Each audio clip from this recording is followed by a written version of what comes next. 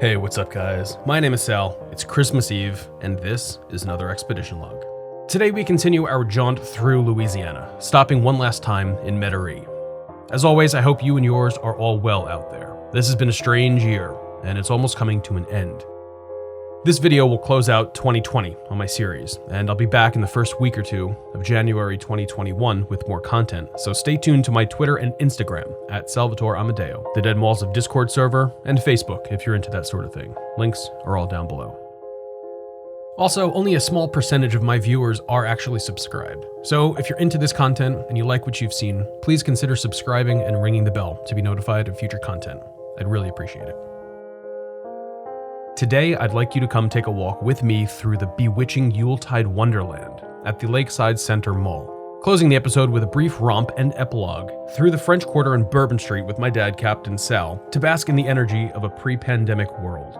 But first, a word from our sponsor, Frankie and Johnny Furniture, where everything is always on sale and you can go see the special man for all of your financing needs regardless of your credit. Enjoy. Johnny Furniture is having a sale. I'd like to buy a bedroom set. Do you have any credit? No, I receive Social Security and welfare. You have seen the special man. I'd like to buy a living room set. Do you have any credit? No, I filed bankruptcy. You have to see the special man.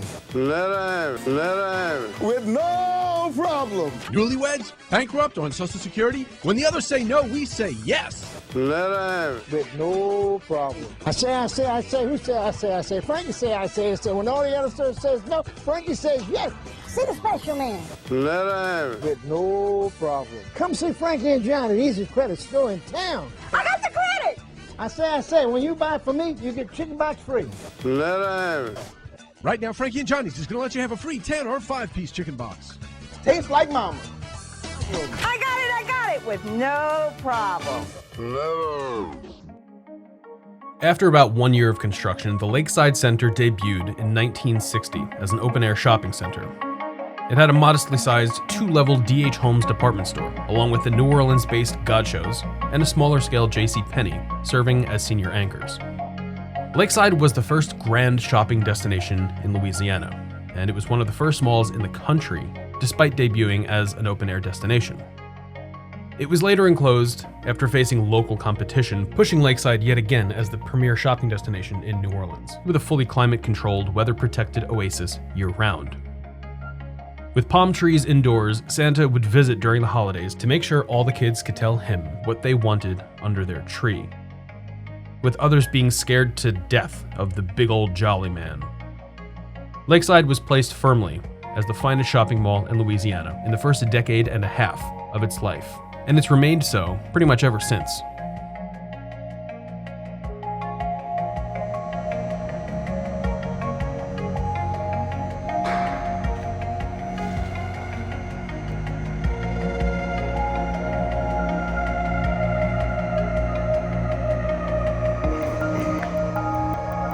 Developer Paul Capello opened Lakeside to the public first on March 24th, 1960, along an outdoor walkway on a site surrounded by cow pastures.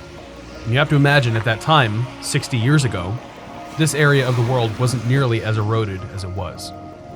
So the marshland and the swamps, they probably weren't as bad as they were today, which is why I could firmly imagine a cow pasture residing in Metairie, in the greater New Orleans area. Today, that thought is crazy to me. At the initial soft opening, various inline tenants greeted shoppers, such as Arnold's Menswear, Paris Hats, Schiff's Shoes, Western Auto, Wright's Tailors, Sutton's Fairyland, a J.C. Penney, which isn't this J.C. Penney, this is not the original J.C. Penney, it was actually moved, and a Winn-Dixie grocery store. Several months after the soft opening, the mall would see its grand opening and ribbon-cutting ceremony on September 1st, 1960. At this event, 1,500 ping-pong balls were dropped from a helicopter to the crowds below, redeemable for prizes from various mall merchants. Could you imagine the madness and bedlam of that many ping-pong balls bouncing all over Metairie? I can't. If you were at this grand opening, please let me know in the comments what this was like.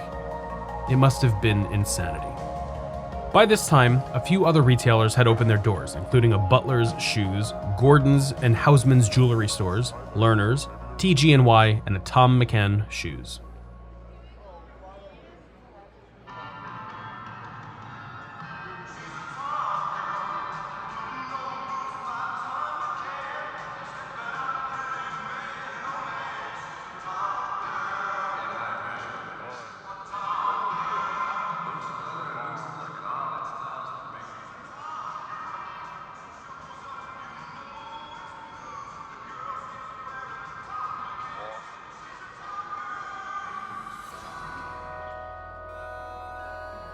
Despite a robust retail offering, competition would surface quickly, with the Oakwood Center opening about 9 miles away in Tarrytown in 1966, and the Clearview Mall opening just up the street in Metairie on November 3rd, 1969.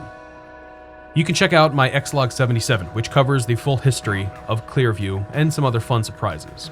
I'll put a link up right now. As these two malls were fully enclosed, offering shoppers protection from the crazy bayou summers, which are often super rainy and intense, Lakeside clearly needed to adapt. It was nearly as soon as Clearview was announced, two important changes came to Lakeside. The DH Homes gained a third level and expansion, with its footprint now at 270,000 square feet, along with the announcement to fully enclose Lakeside. Around this same time, the General Cinema Corp opened their Lakeside 1 and 2 theater on August 4th, 1967. And after construction for the mall's renovation lasted about a year, on June 3rd, 1968, the Lakeside Mall had its formal grand reopening as a fully enclosed and climate-controlled retail paradise. In 1970, the mall changed hands when the Lewis File family acquired the entire portfolio owned by Paul Capello, including the Lakeside Center. The File family decided to get aggressive with redevelopment to compete locally and immediately announced a new project, along with the cinema being double-twinned to accommodate 4 screens. Mall construction commenced after a few years of planning, and by November 5th, 1975, a new 2-level 155,000 square foot JCPenney opened, along with a small corridor connecting to the main concourse in the mall, which is where we entered at the beginning of the episode. Yet another expansion took place when a 51,000 square foot corridor was built on the east side of the mall, bringing 20 new stores, with the dedication ringing in its grand opening on October 15th, 1981. Hey, I know this series. It's a pretty good show. Vernon Park Mall was an awesome episode. One of my favorite. If you haven't seen it yet, make sure to go check it out. Between the time Lakeside began developing its first West Corridor and JCPenney expansion, and a few years after the new East expansion, 3 more malls had popped up in the area, making it even more imperative for Lakeside to stay relevant. Lake Forest Plaza opened in New Orleans proper in September 1974. Belle Promenade opened about 10 miles to the south in October 1983, and the Esplanade opened in Kenner in October 1985, not too far away from Lakeside.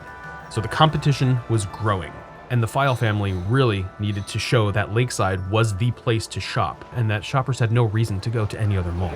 Hi. Let me get 3 beignets, please. Yeah, for the other one. For here.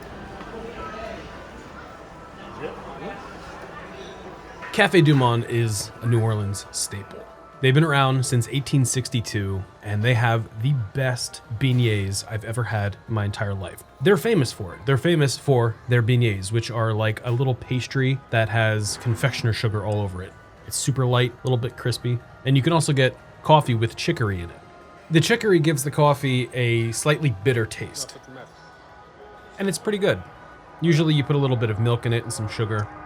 Now, while I like my coffee black, I don't think I would drink chicory coffee black. I would definitely need some cream and sugar in that. But Café Du Monde is legendary, and if you're in town, you have to go.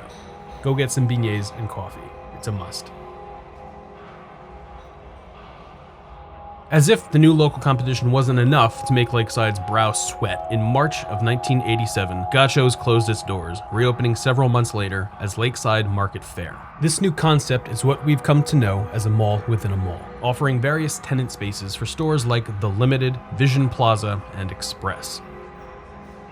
The mall was showing signs of success among the local competition, and in May of 1989, the DH Homes chain was bought out by Dillard's, who rebranded the store at Lakeside, leaving the mall with the Lake Forest Plaza Mall within a mall, JCPenney, and Dillard's as anchors. A massive renovation came to Lakeside by August 1989, when a new parking garage was constructed for Dillard's, along with a 12-stall food court within the mall. The entire place saw a modernization of all common areas, corridors, courtyards, and the main concourse. The addition and renovations cost the File family over $20 million and brought the mall's entire footprint to over 750,000 square feet. Towards the end of the 20th century, in 1998, the File family's work was really showing how well it's paid off. And right up the street, when the Maison Blanche was closing due to the Mercantile Store's buyout at Clearview, Dillard's chose not to open their location at the Clearview Mall, opting instead to pour their resources into the Lakeside location.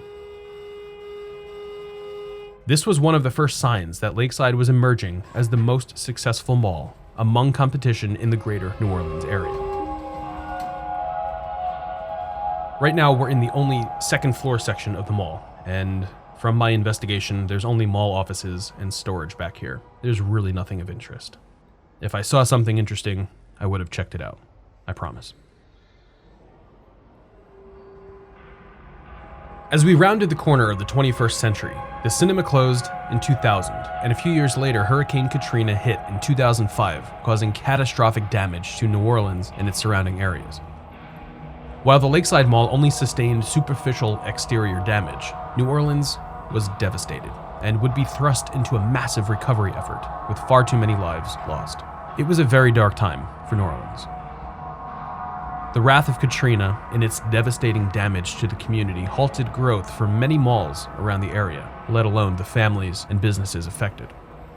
But Lakeside seemed to skate by with very little harm done, both physically and to their business image. After being closed for only a couple of months for repairs, Lakeside reopened for business as usual. 1 year after Katrina, the mall embarked on a further expansion in 2006 with work on a new parking garage being completed in October 2007. 1 month later, construction began on a brand new 3-level Macy's and its own parking garage, with the 230,000 square foot anchor holding its grand opening dedication ceremony on October 25, 2008. Lakeside had emerged as the most successful mall in the greater New Orleans area into the 2010s, and the reason for multiple malls failing, including the Clearview Mall, which was ExLog 77, and the Esplanade, which is the next episode, ExLog 79. This mall is very clearly thriving, and if you've spent any time down here, you won't be surprised at how the success of Lakeside has contributed to the decline of its local competitors. Lakeside had gone under the knife yet again between 2017 and 2019 so as to keep its youthful glow. This $10 million renovation tightened the mall's skin, it permanently froze its lips in place, installed new skylights and lighting, and updated the food court. This phase saw the grand opening of Fleming's Prime Steakhouse and a 35,000 square foot Zara. There was no way that Lakeside could fail, given its diverse and ultra-luxurious array of shopping and dining. But then, we all know what happens next and who came to ruin the party. Old Crazy Killer Eyes burst into the world like a bull in a crystal shop with a name tag that read, "Hi, my name is 2020. That happened right after I filmed this footage. If you listen to the video too, you can hear people coughing all over the place. Because at the time, we thought it was just people coughing in public like normal, who cares? But no, it wasn't. Well, maybe we should have cared because old 2020 Crazy Killer Eyes had a stupid little sidekick that stunk like an 1847 outhouse in July named COVID-19. This greasy scumbag started ruining all the good stuff we had going for us, while 2020 kept plowing its stupid ugly face through our lives. The world stopped, momentarily, and then started, and stopped again, and now we're at a point where we wait patiently for inoculation against this ugly disease. Better times are coming, and I'm sure that we'll be back to normal sooner than we all think. But it's the holidays. Christmas is on my mind, and I'm sure your own personal holiday that you all celebrate out there is on your minds. Lots of you probably had to celebrate this year in a different way, possibly away from your loved ones, and that sucks. But things will get better, and I couldn't help but remind myself of what I would normally be doing around this time in years past. And to close this episode out, I'd like to take you all on a walk through a day in the holidays, stopping by my parents' old house before they recently moved back to Baltimore. Then a night through the French Quarter and Bourbon Street with good old Captain Sal. So let's leave the mall, stop by my parents' house real quick, and then head out to the French Quarter. Until this past year, the holidays never truly started until I got to my parents' house in New Orleans to see all the crazy wildlife before venturing out into the French Quarter for a night of cahoots. What is that? I don't know. Sammy, get out of here. Sam. Sam! What is that? It's got like spikes on it. Yeah. It's a spider with spikes. I just thought I'd draw your attention to that. I gotta get something. Sammy! What is that thing? Are you actually jumping in this tank right now? I am. Go for a swim. So that's what you have to save? Yeah. As I sipped frozen daiquiris, my dad would lovingly feed his beloved fish as we waited for our Uber driver to take us downtown. Out of here, you bastard. And that bastard, me and him fight all the time. He's gonna bite you. See, here we go. See him? Just bit me. You see that? Did you get it on tape? Yeah, watch it. Good. Like, that'll be the reason why. Come on, you I buy him this to swim around in because he had one over here and it died. So instead he goes to this. As Dad and I sat in front of the fire, sipping our absurdly strong frozen daiquiris on what would ultimately be our last time sitting there in front of that fire, contemplating all of the choices we've made in life, he explained that we should start a tradition of beginning our romps at the Roosevelt with the New Orleans classic Sazerac cocktail, just to keep it classy. Where I screwed up was... So the Uber driver finally arrived, and we headed out. Thank you, sir. The Roosevelt was built in December of 1893, and as you can tell, it was decorated impeccably for the holidays. Now, as a purveyor of dead and abandoned malls, I was briefly taken aback by the opulence and felt disoriented and confused. It even smelled wonderful in there, which is something I'm not used to since I typically expect sinus infections from the places I visit for this channel. Anyway, time for a proper drink. The main bar opened here in 1938, renamed to the Sazerac Bar in 1959 after the Baronne Street location shuttered. But the actual drink, called the Sazerac, is both classy as F and delicious. Too bad the world got caught up in a dumpster fire and we couldn't make this a formal tradition. Cheers, guys. Here's to better times ahead, and remembering the good days that we had while we wait for them to return.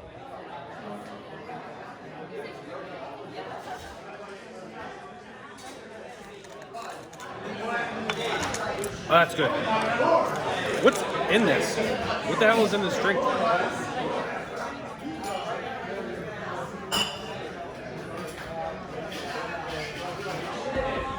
It's probably best to drink on Bourbon Street. You warm up here during these frigid winter months. Yeah. So, with our $20 Sazeracs warming our bones, it was officially time to set out on our expedition to Bourbon Street, to get into all sorts of cahoots and to make the worst decisions that we could possibly dream of. But in reality, we're just gonna go have a few drinks on Bourbon Street. But first, we have to stop by Felix's Oyster House to put something on our stomachs. Because if you don't, you're in for a bad night. There's a line? Yeah. There's no line here. That's the line for Felix. Good old Felix's Oyster House, where I get a vodka tonic and a decent Caesar salad to soak up all of my stupid decisions that will inevitably be made on Bourbon Street later that night.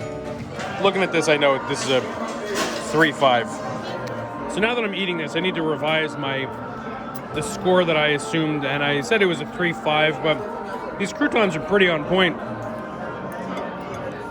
So I'm gonna raise the score up to a 5.3. Shots, guys, Viagra. Got it all, baby. We'll make it happen, Kevin. Bourbon Street in the French Quarter is a chameleon. It can be a wonderland with beautiful neon burning all around you, while music heals your soul and the drink in your hand gives you the liquid courage to venture further into the rabbit hole. But for some, this place can be whatever they imagine it to be if they have the right amount of money. For me though, it's always been that fun getaway to camaraderie with Captain Sal and would always get me in the holiday spirit.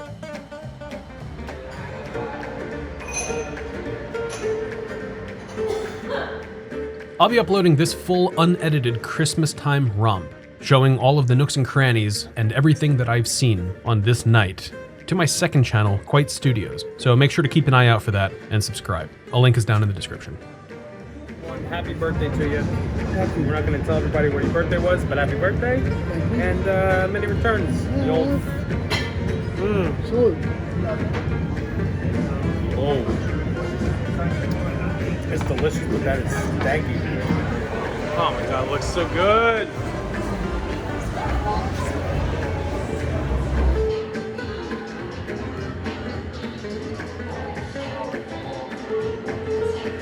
Man, you gotta pick something. You do Shirley Temples?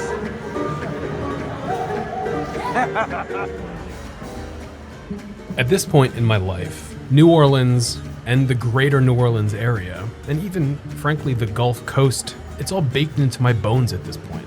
Over the last decade, I've spent so much time down there and done so many important things with my life there that it really bums me out that I'm not spending the holiday season there. Even though my parents moved back up to Baltimore, we still would have went down to New Orleans to spend the holidays there because it's that important to us. But who knows, maybe next year, when things are back to normal, maybe I'll get to spend the holiday season down there and film some other cahoots for all of you in New Orleans. That's my hope. But at least for now, I really appreciate all of you indulging me and letting me show you some of the fun that I've had down there. There's more to come, trust me. I got ice head. Bad, real bad. Oh boy.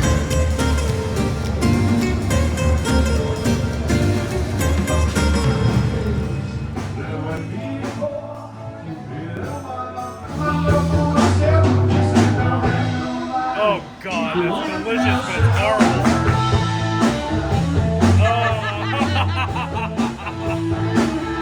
Yeah, Captain Sal.